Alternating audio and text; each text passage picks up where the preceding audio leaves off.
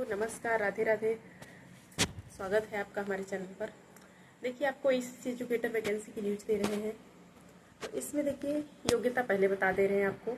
तो इसकी योग्यता है बीए होम साइंस, यानी आर्ट से जो होगा वही तो बीए करता है और वही होम साइंस लेते हैं। और पहले अभी योग्यता बीएससी होम साइंस भी दी रहती थी। इस समय कुछ जिलों से जो वैकेंसी निकल रही है उसमें बीए होम साइंस दिया जा रहा है।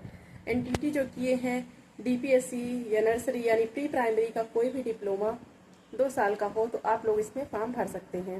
तो चलिए बात कर लेते हैं हम आपको कि किन किन जिलों में, यानी कि कई जिलों में इस समय भर्ती चल रही है, तो किन किन जिलों में नई भर्तियां आई हुई है और चल रही है।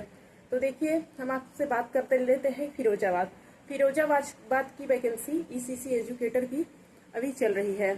योग्यता वही है सेम। और गाजीपुर में वैकेंसी चल रही है, तो गाजीपुर वाले ध्यान दें। NTT DPSC nursery BA home science CT nursery तो बहुत कम ही लोग करते हैं, लेकिन जो किए हैं उनके लिए फायदा है। तो गाजीपुर वाले भी फॉर्म अप्लाई होना स्टार्ट हो गया है, तो आप लोग फॉर्म अप्लाई करना ना भूलें। और कन्नौज में तो देखे ही हैं आप लोग, कन्नौज की वैकेंसी चल रही थी, अभी भी हाल ही में आई थी, तो उसका सबने बताया था वीडियो में, पिछले कई वीडियोज में बताया गया है कन्नौज की वैकेंसी के बारे में। तो ये 3 जिलों को वैकेंसी भी बता दी है, और पिछली भी जितनी भी चल रही है 1-2 और चल रही हैं, तो बताया गया था आप लोगों को। ये 3 जिले लेटेस्ट थे तो आपको बता दिया गया। और चलिए बात कर लेते हैं सैलरी और कंपनी की। तो जो कंपनियां टेंडर लेती हैं, ठेके की ये नौकरी है, ठेके जैसे सरकार जिन्हें ठेका देती है और उन्हें पेमेंट भेजती है बजट बना के कि ये एजुकेटर्स लोगों की, इन संविदा कर्मियों की ये सैलरी है, तो उसमें सैलरी दी जाती है। तो कंपनी जो है टेंडर लिए रहती है तो सबको सैलरी देती है हर महीने। तो देखिए, कंपनी जो है हर साल बदल जाती है, हर साल एक नई कंपनी को टेंडर मिल जाता है, हर साल एक नई कंपनी को टेंडर मिलता है। तो देखिए, अभी जो पहले ज्वाइन किए थे नवंबर दिसंबर से, तो जून जुलाई में फिर कंपनियां बदल जाती हैं। तो इस समय कई जिलों के लोग हैं जिनकी कंपनियां बदल गई हैं। तो आप लोगों को ये लेटेस्ट जानकारी दे रहे हैं कि कंपनी बदल गई है, तो आप लोग भी अपडेट हो जाइए।